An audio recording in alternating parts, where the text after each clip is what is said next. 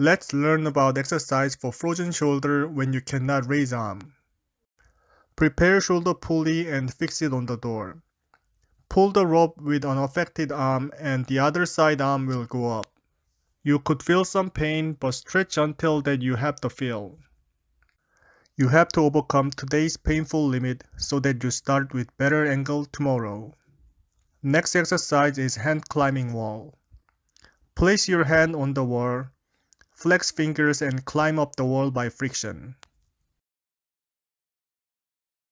You can feel the stretch of shoulder. Helper can raise the arm higher, push shoulder close to wall. The third exercise uses chair or desk. Bend forward and place hand on the chair. Bend the trunk more to stretch shoulder.